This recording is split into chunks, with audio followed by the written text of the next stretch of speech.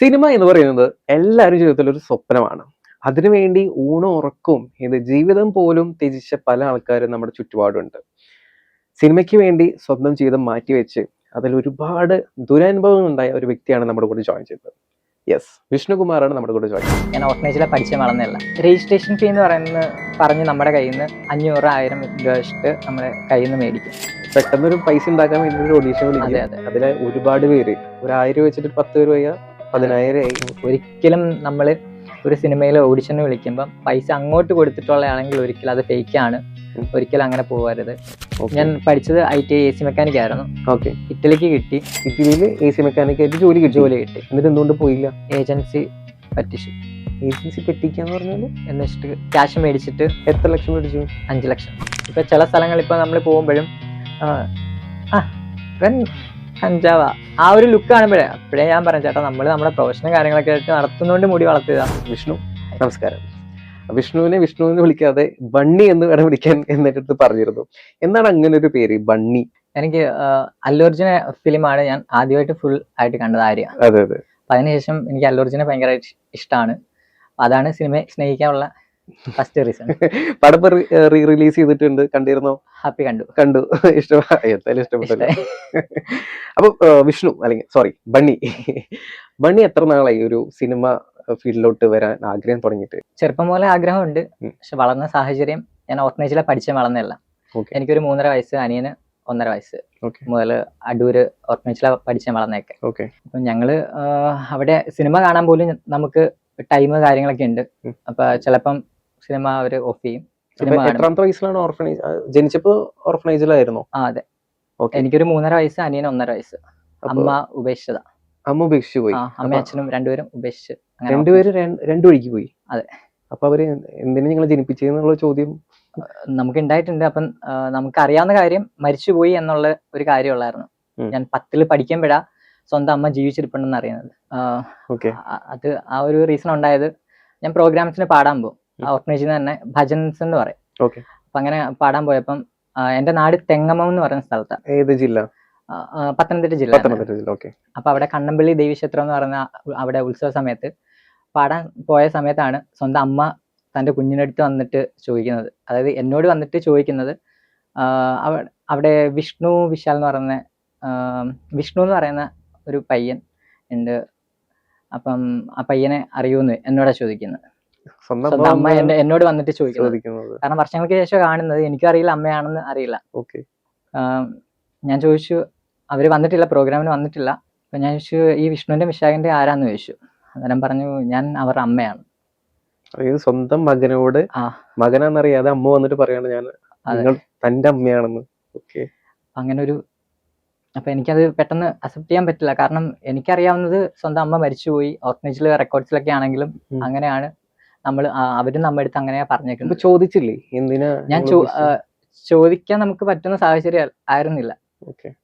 ഞാൻ ഓർഫനേജിൽ അവരോട് ഞാൻ ചോദിച്ചു, എന്റെ അമ്മ ജീവനോടുണ്ടോ അത് മരിച്ചുപോയെന്ന്. ഞാൻ അന്ന് പ്രോഗ്രാം കഴിഞ്ഞപ്പോ ഞാൻ ചോദിച്ചു.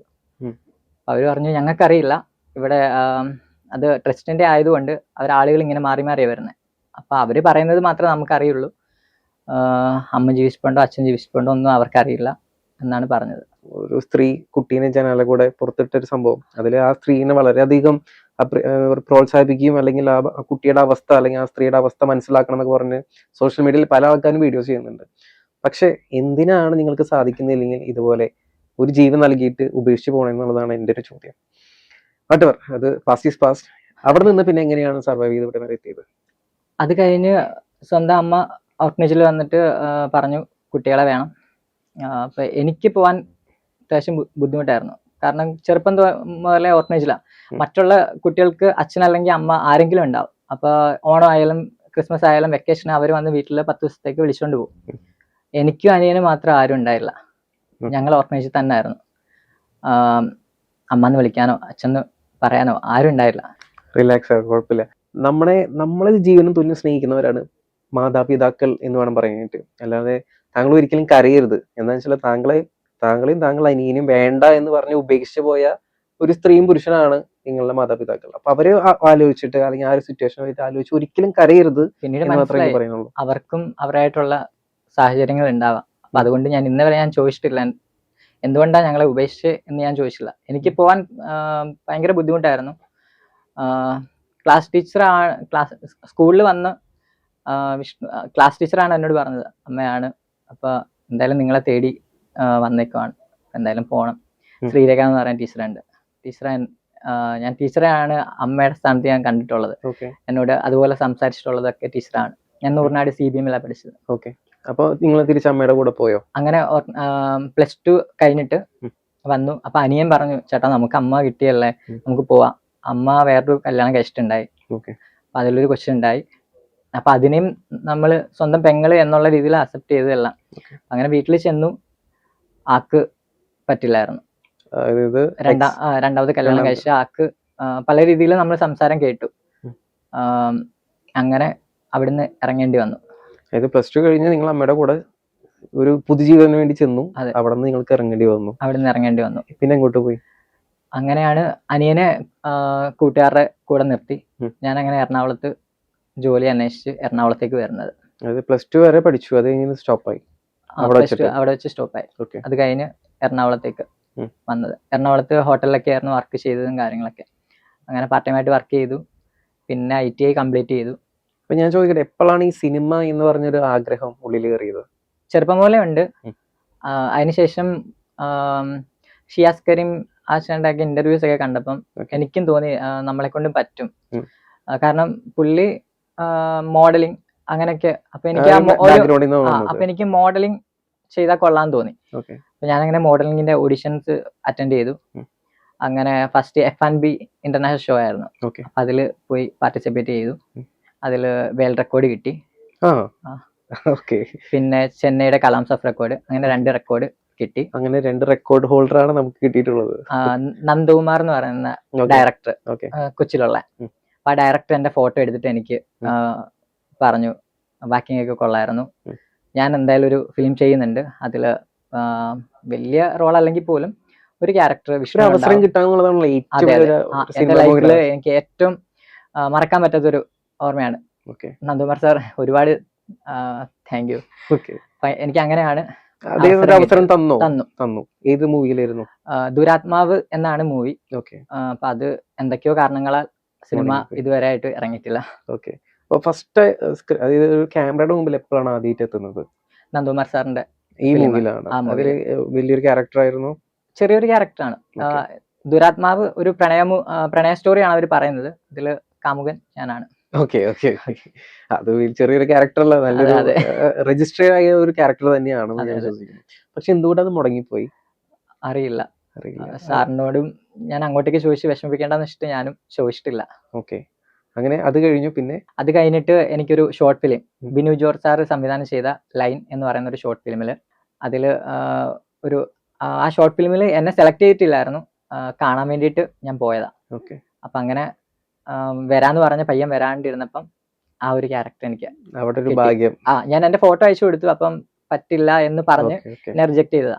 ഫാഷൻ ഹബ് എന്ന് പറയുന്ന മോഡലിംഗ്. അപ്പൊ ആ മോഡലിംഗ് മേമാണ് എന്നെ സെലക്ഷൻ ചെയ്തത്.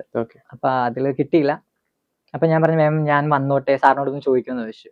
നീ കാണാൻ വേണ്ടിയിട്ടാ, അത്രയ്ക്ക് ആഗ്രഹം കൊണ്ടാന്ന് പറഞ്ഞു. അങ്ങനെ ഞാൻ സാറിന്റെ അടുത്ത് ചോദിച്ചു, വന്നോളാൻ പറഞ്ഞു. അങ്ങനെ ചെന്നതാ. അതിലും കിട്ടി. അതിലാണ് ശരിക്കും പുറത്തേക്ക് ഇറങ്ങിയ ആദ്യത്തെ ഒരു മൂവി അല്ലെങ്കിൽ ഒരു short film, first short film line. അത് കഴിഞ്ഞിട്ട് ഞാൻ കുറെ ട്രൈ ചെയ്തു, കുറെ ഓഡിഷൻസ് പോയി, കുറെ പൈസ പോയി. അങ്ങനെ ഓഡീഷൻസിൽ പൈസ പോയി എന്ന് പറഞ്ഞാൽ രജിസ്ട്രേഷൻ ഫീ എന്ന് പറഞ്ഞ് നമ്മുടെ കയ്യിൽ നിന്ന് 500-1000 രൂപ വെച്ചിട്ട് നമ്മുടെ കയ്യിൽ നിന്ന് മേടിക്കും.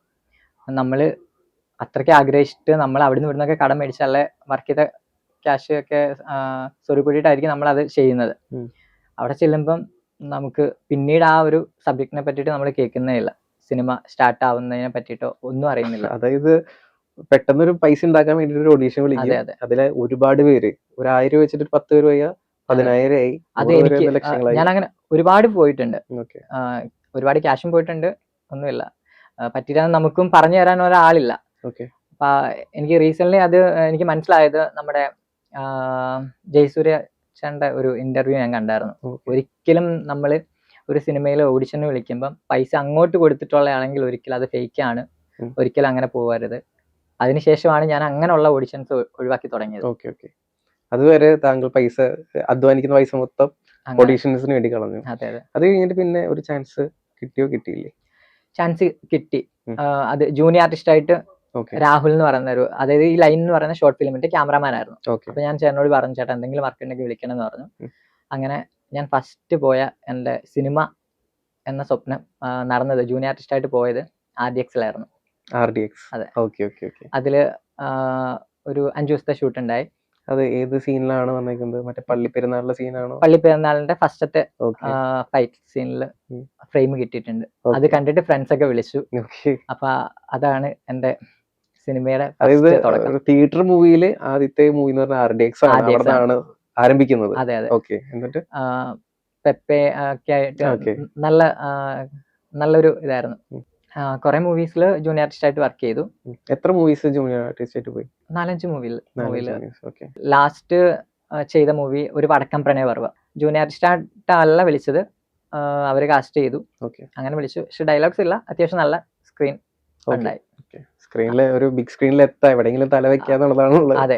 ഏതൊരു സിനിമ മൂവിയുടെയും ആഗ്രഹം എന്ന് പറയുന്നത്. അതിനു മുമ്പ് നടികർ, അതിൽ ജൂനിയർ ആർട്ടിസ്റ്റ് ആയിട്ട് പോയി. അതിൽ നിന്ന് സെലക്ട് ചെയ്തു. ഉം. ഒരു 10 ദിവസത്തെ പെരുമ്പാവൂർ ഷൂട്ട് ഉണ്ടായി. ഓക്കെ അങ്ങനെ Lal junior sir, Lal sir, അപ്പൊ അവരെല്ലാം കാണാൻ പറ്റി. ഇവരെല്ലാരും കൂടെയുള്ള ഫോട്ടോ വിഷ്ണുവിന്റെ പ്രൊഫൈൽ നോക്കി കാണാൻ അതെ, സാധിക്കും. ടോവി, ഞാൻ നോക്കിയപ്പോ എല്ലാം കണ്ടിരുന്നു. അങ്ങനെ ടോവിയുടെ കൂടെ ബാൽചേട്ടൻ, അങ്ങനെ എല്ലാവരും ഓക്കെ നല്ല അടിപൊളിയായിരുന്നു. 10 അടിപൊളിയായിരുന്നു. ദിവസം അവരുടെ കൂടെ എനിക്ക് വർക്ക് ചെയ്യാൻ പറ്റി. ഓക്കെ ഇതുപോലെ തന്നെയാണ് നമ്മുടെ ജോജു ജൂനിയർ ആർട്ടിസ്റ്റ് ആയിട്ട് വന്നതാണ്. ജയസൂര്യേട്ടൻ അവരെല്ലാവരും ജൂനിയർ ആർട്ടിസ്റ്റ് ആയിട്ട് വന്നിട്ടാണ് ഇന്ന് കാണുന്ന ഒരു ഫെയിം എടുത്തിട്ടുള്ളത്. അപ്പോൾ എന്ത് പറ്റി ജൂനിയർ ആർട്ടിസ്റ്റിന് ഇപ്പൊ പിൻവാങ്ങാനുള്ള റീസൺ? എല്ലാവരെയും പോലെയും നല്ല ആഗ്രഹത്തില് ഞാൻ കത്തനാർ മൂവി, ഉം. നമ്മുടെ ജയസൂര്യേട്ടന്റെ, അതിലേക്ക് ഓഡിഷന് പോയി. വിളിക്കാന്നൊക്കെ പറഞ്ഞു, പിന്നെ വിളിയൊന്നും ഉണ്ടായില്ല. അത് കഴിഞ്ഞിട്ട് അതില് കാസ്റ്റിംഗ് ഡയറക്ടേഴ്സ് കോണ്ടാക്ട് ചെയ്തു. അപ്പു എന്ന് പറയുന്ന ചേട്ടനാ എന്നെ കോണ്ടാക്ട് ചെയ്തത്. അപ്പൊ സബ് കോർഡിനേറ്റർ ആണെന്നാ പറഞ്ഞത്. അങ്ങനെ ഞാൻ അവിടെ ചെന്നു. ADs നമ്മളെ സെലക്ട് ചെയ്തു. അപ്പൊ ഭയങ്കര സന്തോഷമായി. സെലക്ട് ചെയ്തു, ലുക്കെല്ലാം ഓക്കെ ആണ്. കോസ്റ്റ്യൂം വരെ തന്നു. ഉം. ഒരു ചൈനീസിന്റെ കോസ്റ്റ്യൂം ആയിരുന്നു. Chinese costume. ഭയങ്കരമായിട്ട് ഇഷ്ടമായി. Okay. അപ്പൊ ഞാൻ എനിക്ക് ഹൈറ്റ് കുറവായതുകൊണ്ട് ലെന്ത് ഇച്ചിരി ഉണ്ടായി. ഞാൻ അത് പിന്നെ വെച്ചിട്ട് അഡ്ജസ്റ്റ് ചെയ്തു. അപ്പം എന്തോ കോർഡിനേറ്റേഴ്സും കോസ്റ്റ്യൂമിലെ ഒരു പ്രായമായിട്ടുള്ളൊരു ചേട്ടൻ, എനിക്ക് പേരറിയില്ല, എന്തോ ഇഷ്യൂസ് ഉണ്ടായി. ആ ദേഷ്യത്തിന് വന്നിട്ട് എല്ലാവരും ഫ്രണ്ട് വെച്ചിട്ടുണ്ട്. ഞാൻ കോസ്റ്റ്യൂം എല്ലാം ഇട്ട് റെഡിയായി നിൽക്കുന്ന ടൈമിൽ എന്നോട് വന്നിട്ട് ഡ്രസ്സ് അഴിക്കാൻ പറഞ്ഞു. എല്ലാവരും ഫ്രണ്ട് വെച്ചിട്ട്. അത് ഭയങ്കരമായിട്ട് ഒരിക്കലും ചെയ്യാൻ പാടില്ലാത്ത ഒരു പരിപാടിയാണ്. അത് പല സ്ഥലത്തും നമുക്കറിയാൻ സാധിക്കും ഇങ്ങനത്തെ ഒരു കോർഡിനേറ്റേഴ്സ്. ചില ആൾക്കാരുണ്ട്, അത് സിനിമയുടെ ഏറ്റവും വലിയൊരു ശാപമാണ് ഇങ്ങനെയുള്ള ആൾക്കാർ. അതിനുശേഷം ഞാൻ അവിടുന്ന് അത്രയും എല്ലാവരും ഫ്രണ്ട് വെച്ചിട്ട്, ഞാൻ മാത്രമല്ല എൻ്റെ കൂടെ വന്ന കുറച്ച് പേരുണ്ടായി. എല്ലാവരും അവർക്ക് അവരെയൊക്കെ റിജക്ട് ചെയ്തു.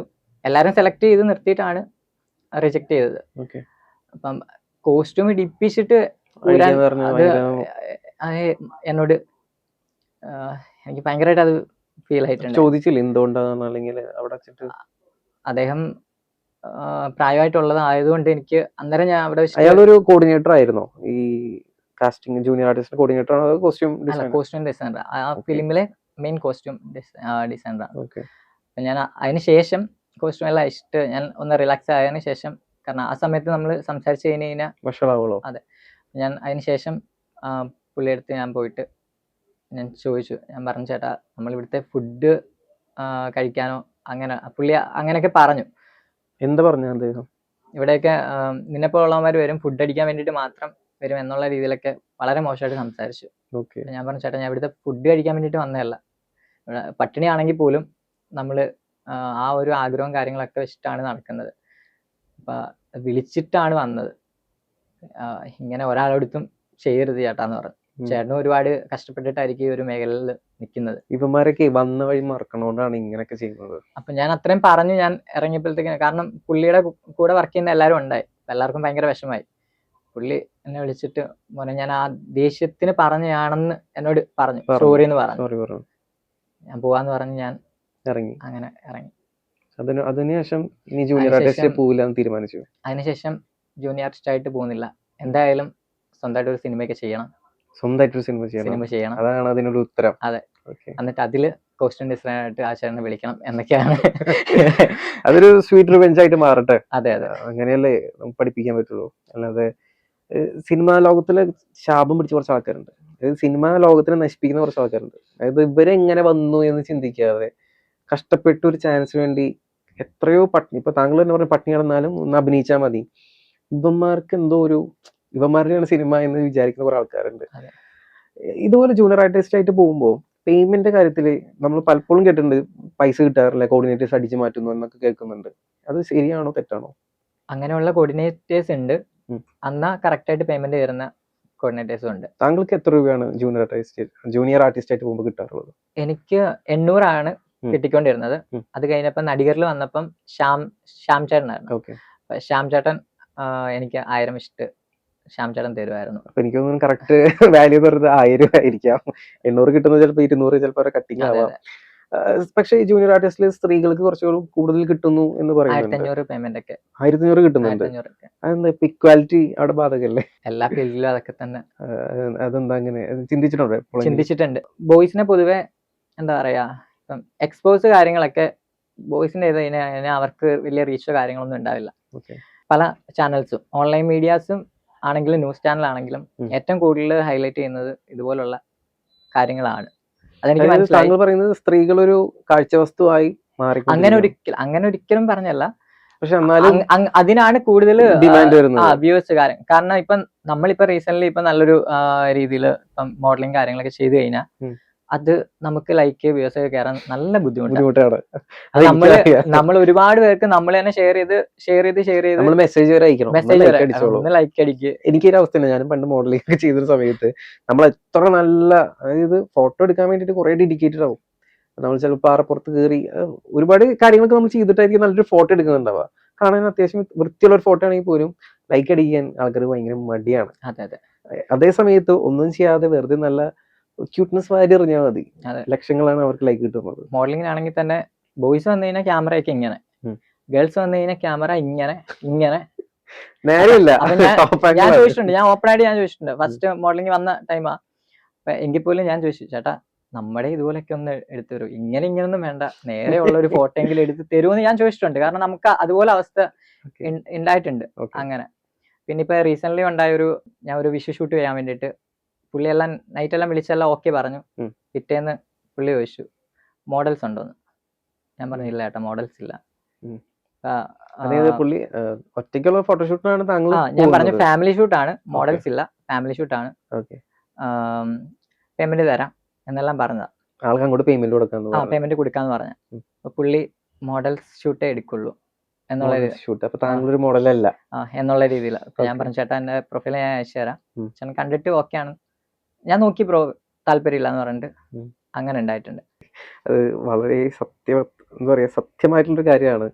ഫോട്ടോഗ്രാഫേഴ്സുമാർക്ക് ഒരു പ്രത്യേകതയുണ്ട്, ഫീമെയിൽസിന് മാത്രം. അതേസമയം ഞാൻ സൗണ്ടില് ഹലോ എന്നൊക്കെ പറഞ്ഞ് വിളിക്കുവാണെങ്കിൽ ഉറപ്പായിട്ടും നിങ്ങൾ തന്നെ ട്രൈ ചെയ്തോ.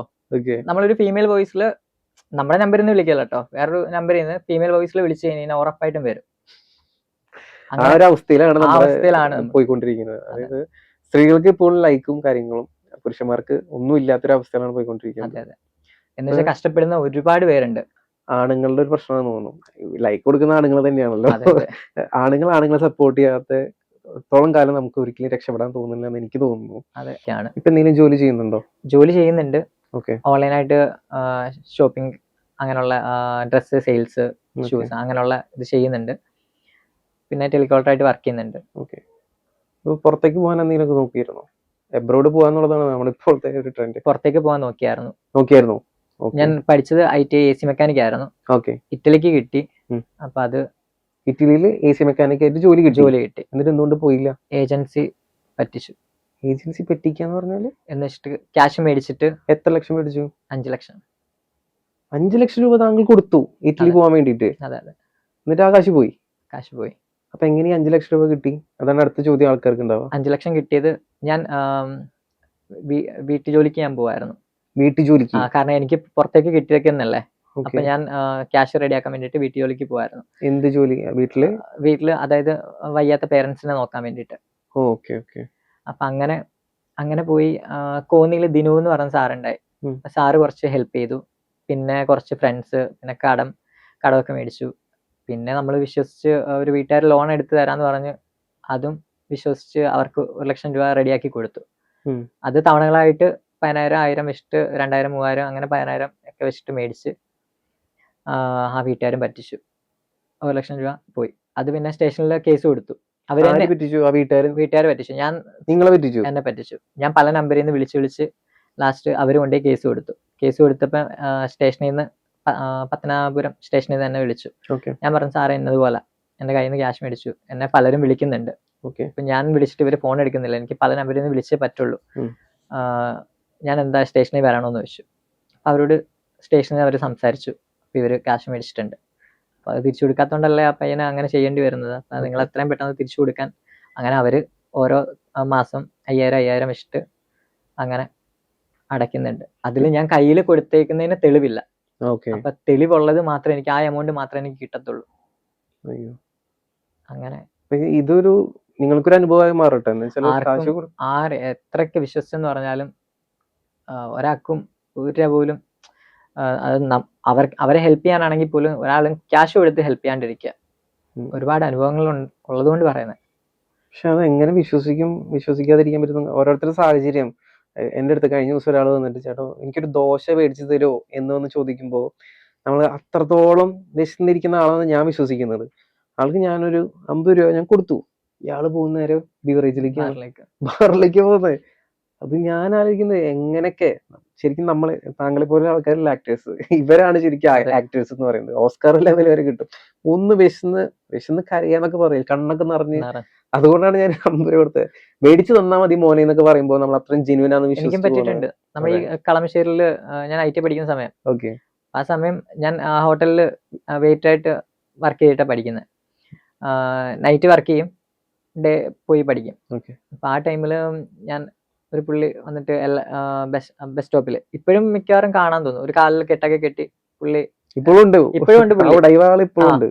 അപ്പൊ എനിക്ക് ഫസ്റ്റ് ടൈം അല്ല നമ്മള്, എനിക്ക് കണ്ടപ്പോ ഓട്ടോമാറ്റിക്കലി നമ്മൾ വളർന്നു വന്ന സാഹചര്യം അതെല്ലാം കൂടെ പെട്ടെന്ന് മനസ്സിൽ വന്ന് ഞാൻ പുള്ളിക്ക് പൈസ കൊടുത്തു.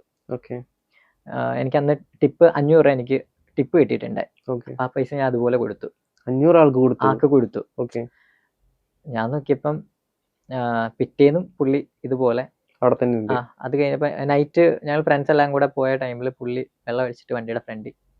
ആൾക്ക് കാലിന് പ്രശ്നമൊന്നുമില്ല? ഒരു കാലിനും പ്രശ്നമില്ല, ഒന്നുമില്ല. ഫ്രണ്ട്സ് പറഞ്ഞായിരുന്നു അത് കൊടുക്കണ്ട വള്ളിയാ എന്ന് പറഞ്ഞിട്ടുണ്ടായി. അപ്പൊ ഫുഡ് കഴിക്കാൻ ഒന്നും ഇല്ലാത്തതുകൊണ്ടല്ലേ കൈ നീട്ടുന്നത് എന്തായാലും. പക്ഷെ ഇത് യൂട്ടിലൈസ് ചെയ്യുന്ന ദുരുപയോഗം ചെയ്യുന്ന ഒരുപാട് പേരുണ്ട്. ഇതിനെതിരെ നമ്മുടെ സർക്കാർ, ഇപ്പൊ പുതിയ VD സതീശൻ സാറാണ് ഇപ്പൊ നമ്മുടെ മന്ത്രിയായിട്ട് വരുന്നത്. തൂഫാൻ എന്നൊക്കെ പറഞ്ഞിട്ട് കള്ളും കഞ്ചാവൊക്കെ പിടിക്കുന്നുണ്ടെങ്കിൽ ഇതുപോലത്തെ ഫ്രോഡുകളെ ഒന്ന് പരിഗണിക്കണം. പെരുമ്പാവൂര് പോലീസ് കയറാൻ പോലും പേടിയാണെന്നൊക്കെയാണല്ലോ പറഞ്ഞോണ്ടിരുന്നത്. അതെ, പക്ഷെ കേറി. ഇപ്പൊ അടുത്തന്റെ ഒരു ചോദ്യം, ഇപ്പൊ നമ്മുടെ കമന്റ് ബോക്സിൽ ഇപ്പൊ നിറഞ്ഞു വരും. 5 ലക്ഷം രൂപ അവന് വീട്ടിലെ വയസ്സായ ആൾക്കാരെ എങ്ങനെ കിട്ടി നോക്കിയാ കിട്ടോ? പിന്നെ താങ്കളുടെ ലുക്ക്, അതായത് ഞാനും കുറച്ച് നാൾ മുമ്പ് മുടി വളർത്തിയിരുന്നു, എന്നെ കഞ്ചാവെന്ന് വിളിച്ചോണ്ട്. ഞാൻ എന്റെ ജീവിതത്തിൽ ഇതുവരെ തൊട്ടിട്ടും ഇല്ല, ഞാൻ മദ്യപിക്കുന്ന ഒരു വ്യക്തിയും കൂടിയല്ല. അപ്പൊ താങ്കൾക്ക് കുറച്ചുകൂടി നീളുണ്ട്, കുറച്ചുകൂടി. അപ്പൊ താങ്കള് ഇതിന്റെ പുറകിൽ വേറെ എന്തെങ്കിലും? ഇന്ന വരെ ഡ്രഗ്സ് അങ്ങനെയുള്ള എന്ന് വെച്ചിട്ട് ഞാൻ മാന്യൊന്നുമല്ല. ബിയർ കുടിക്കും, സിഗരറ്റ് വലിക്കില്ല. സിഗരറ്റ് വലിക്കാത്തതുകൊണ്ട് എനിക്കൊരു അവസരം നഷ്ടപ്പെട്ടു. സിഗരറ്റ് വലിക്കുന്ന അവസരം നഷ്ടപ്പെട്ടു? കാരണം ഫ്രെയിം വെച്ചേക്കുവാ, നമ്മുടെ ലുക്കും കാര്യങ്ങളൊക്കെ വെച്ചിട്ട് നമുക്ക് അങ്ങനെയുള്ള ക്യാരക്ടേഴ്സ് ആണല്ലോ വരുന്നത്. അപ്പം അവര് എന്നോട് പറഞ്ഞത് സിഗരറ്റ് വലിക്കണം, പുക വീഴണം, അത്രേ ഉള്ളൂ. ഫ്രെയിം വെച്ചേക്കുവാ, എന്നെ കൊണ്ട് പറ്റുന്നില്ല. സ്മോക്ക് എടുത്തു. ഇപ്പോഴും അതിന്റെ ഡയറക്ടേഴ്സ് ഒക്കെ കാണുന്നുണ്ടെങ്കിൽ അവർക്കറിയാം. അപ്പൊ അത് 3-4 ടേക്കൊക്കെ ലാസ്റ്റ് അവരും മടുത്തു. അത് കഴിഞ്ഞിട്ട് എന്നോട് വന്ന് ചോദിച്ചു, എടാ നിന്റെ ലുക്കൊക്കെ കണ്ടിട്ട് നമ്മൾ അങ്ങനെ ഇപ്പൊ ലുക്കിലാണ് എല്ലാവരും എന്നോട് ചോദിക്കാറുണ്ട്. ഇപ്പൊ ചില സ്ഥലങ്ങളിൽ ഇപ്പൊ നമ്മൾ പോകുമ്പോഴും ഇവൻ കഞ്ചാവാ, ആ ഒരു ലുക്ക് കാണുമ്പോഴേ അപ്പോഴേ ഞാൻ പറഞ്ഞു ചേട്ടാ നമ്മൾ നമ്മുടെ പ്രൊഫഷണൽ കാര്യങ്ങളൊക്കെ ആയിട്ട് നടത്തുന്നോണ്ട് മുടി വളർത്തുക.